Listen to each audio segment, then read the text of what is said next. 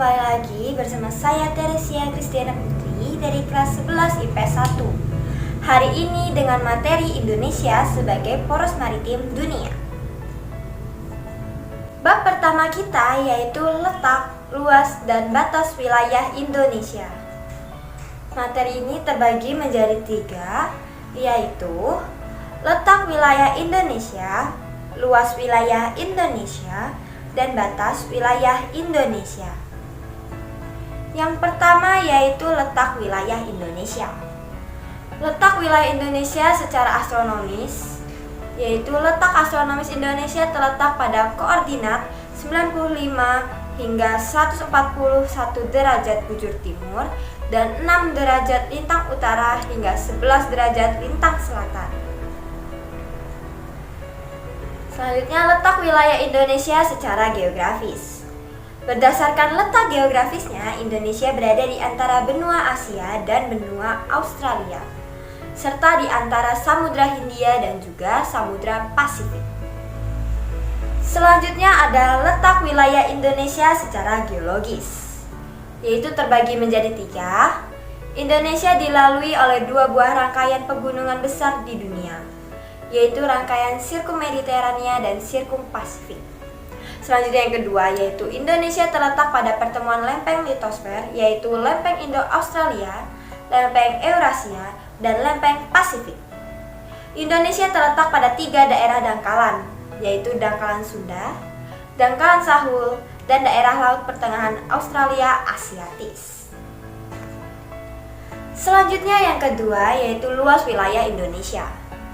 Luas daratan Indonesia yaitu 1.919.440 km persegi dengan jumlah pulau yaitu 17.508 pulau, bentang panjang wilayah 3.977 mil, dan luas lautan yaitu sebesar 3.273.810 km.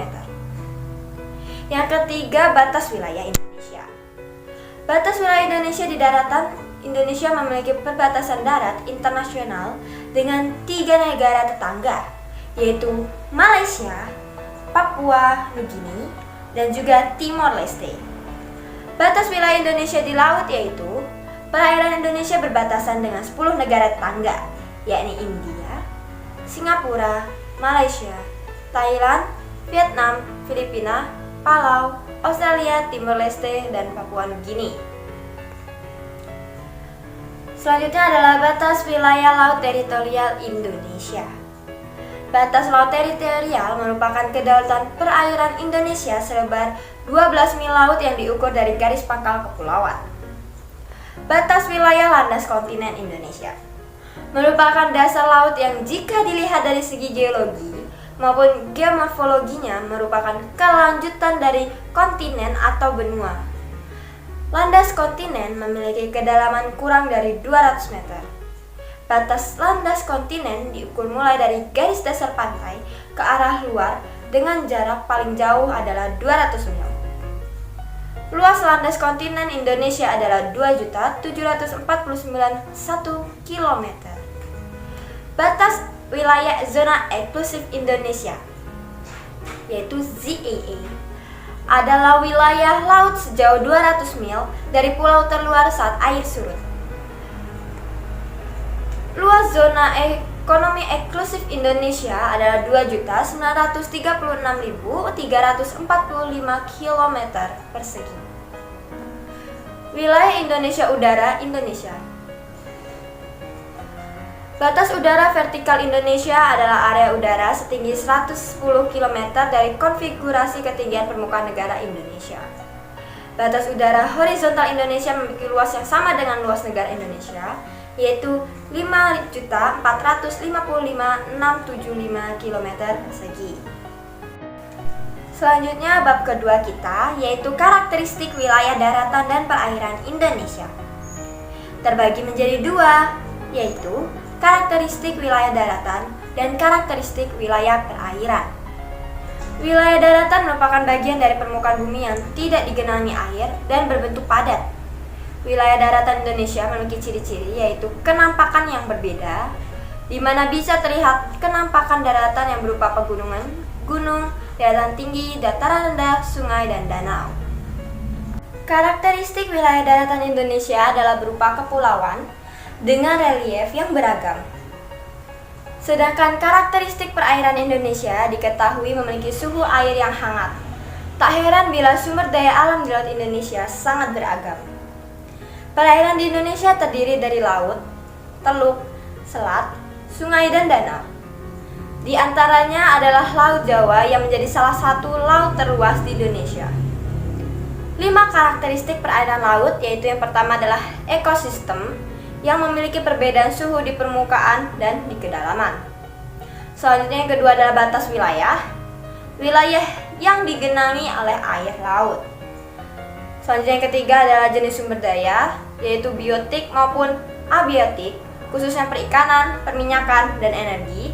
Selanjutnya yang keempat adalah pemanfaatan sumber daya. Yang kelima, sifat media pemanfaatan sumber daya. Selanjutnya bab ketiga kita, yaitu perkembangan jalur transportasi dan perdagangan internasional di Indonesia. Sejarah perkembangan transportasi dan perdagangan internasional di Indonesia itu dibagi menjadi 5, yaitu masa klasik atau Hindu-Buddha. Pada masa itu mereka juga melakukan hubungan perdagangan internasional. Selanjutnya yang kedua adalah masa kolonialisme abad ke-16. Banyak kerajaan melemah karena dipaksa menjadi kekuatan imperium di pedalaman. Selanjutnya yang ketiga adalah masa Orde Lama, yaitu tahun 1945 sampai 1965. Pulau-pulau dan wilayah perairan Indonesia menjadi bagian NKRI. Deklarasi ini diperkuat dengan UU nomor 4 tahun 1960 tentang perairan Indonesia. Selanjutnya yang keempat adalah masa Orde Baru, yaitu 1966 sampai 1998. Pada tahun 1982, Indonesia menyepakati United Nations Convention on the Law of the Sea atau UNCLOS pada tahun 1982 dalam konversi yang diadakan PBB. Selanjutnya yang kelima yaitu masa reformasi sekarang.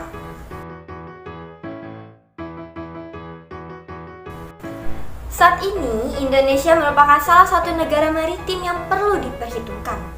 Penyebabnya karena Indonesia memiliki 4 checkpoint dari 10 checkpoint di seluruh dunia. Keempat checkpoint tersebut berada di Selat Malaka atau antara daratan Asia dan Pulau Sumatera.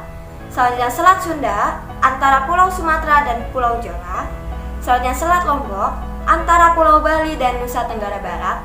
Dan yang terakhir adalah Selat Ombay Wetar antara Pulau Alor dan dataran Sunda Kecil.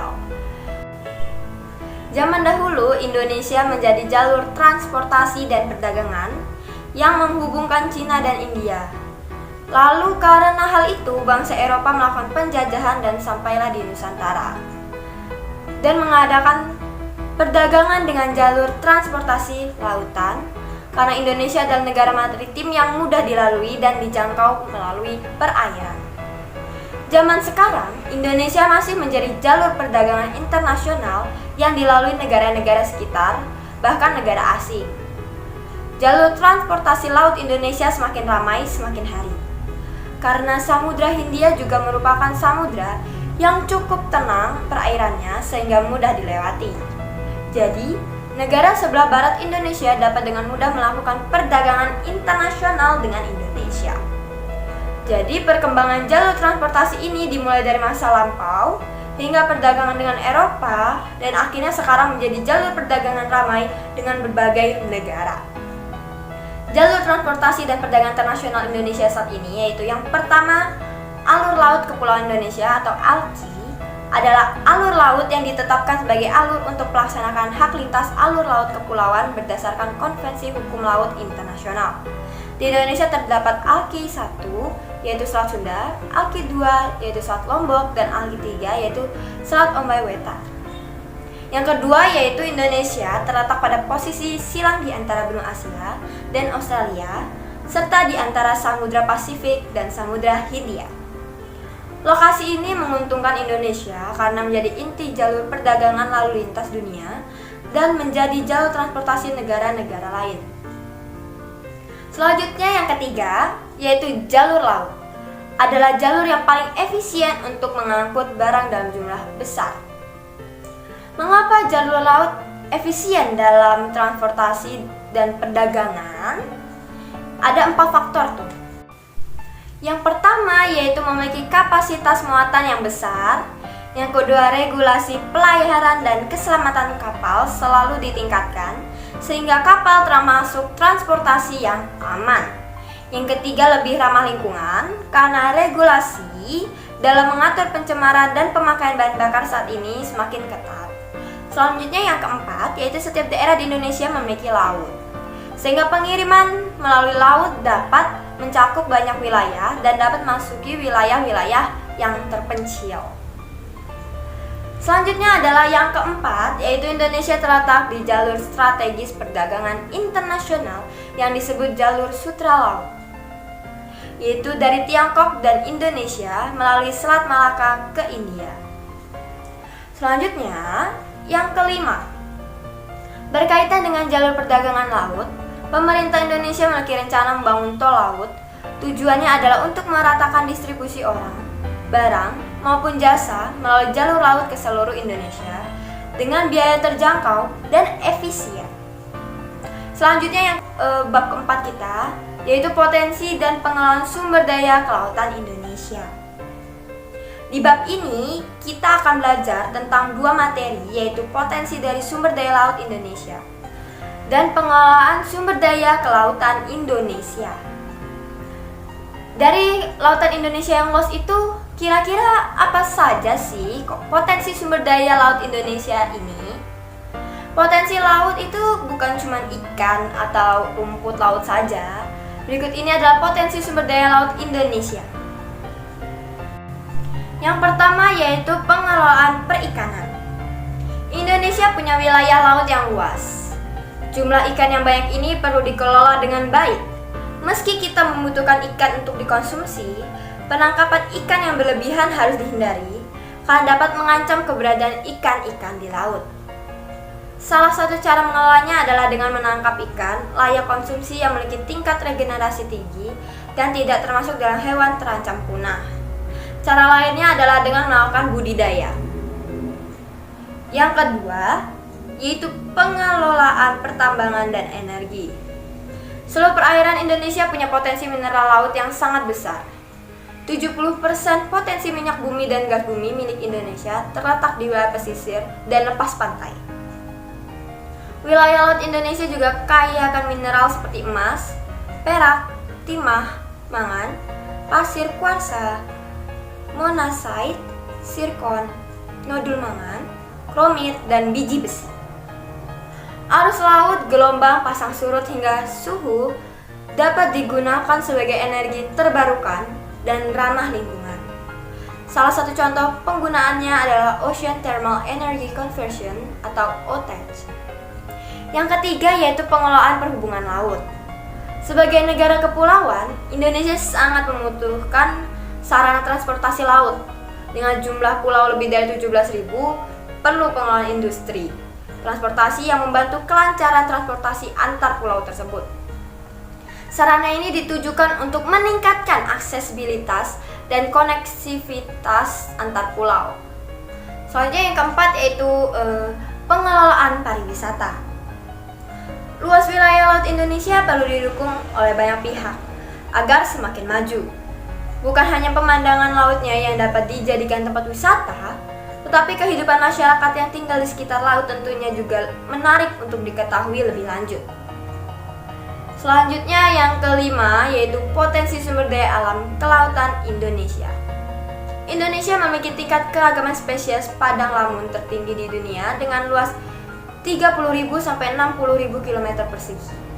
Indonesia merupakan salah satu negara dengan keragaman terumbu karang tertinggi di dunia. Makanya kita bisa tergabung dalam Coral Triangle Initiative atau CTI. Selain potensi di bawah laut, di daratan juga ada hutan mangrove. Luas hutan mangrove di Indonesia mencapai 33.000 km persegi. Kurang lebih 21,7% dari total luasan hutan mangrove di dunia. Wow. Salah satu spot menyelam di Indonesia yang terkenal yaitu Raja Ampat. Selanjutnya yang keenam adalah pengelolaan sumber daya laut Indonesia. Pengelolaan sumber daya laut berbasis komunitas lokal merupakan salah satu strategi pengelolaan yang dapat meningkatkan efisiensi dan keadilan dalam pemanfaatan dan pengelolaan sumber daya alam. Selain itu, pengelolaan ini juga dapat membawa efek positif secara ekologi dan sosial. Kaum terdidik bisa menetapkan berbagai teknologi untuk pemantauan sumber daya laut. Salah satunya adalah teknologi informasi berbasis radio atau dinamakan Monitoring Control and Surveillance atau MCS. Cara bekerja monitoring control dan surveillance yang dapat memantau sumber daya laut yang ada.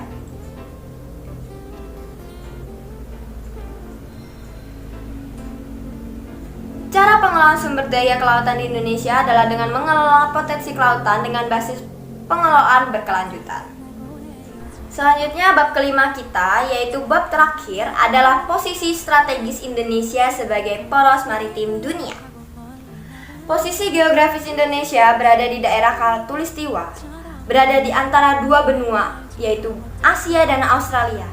Ini berarti posisi Indonesia sampai kapanpun juga akan selalu menjadi tempat strategis dalam peta perdagangan dunia. Karena itulah Indonesia berupaya menjadi poros maritim dunia. Secara umum, posisi Indonesia sangat strategis. Ini dipandang dari posisi astronomis terletak pada daerah tropis atau khatulistiwa. Sehingga penduduk dan kondisi iklim secara geografis terletak antara dua benua dan dua samudra, sehingga Indonesia terletak pada poros maritim dunia. Manfaat letak strategis Indonesia yaitu posisi yang strategis ini berpengaruh pada berbagai hal, mulai dari kegiatan ekonomi seperti jalur lintas perdagangan, kekayaan alam seperti tanah yang subur hingga keragaman budaya. Oke guys, jadi materi kita pada bab ini sampai sini terlebih dahulu. Saya akhiri, semoga membantu. Sampai jumpa. Terima kasih.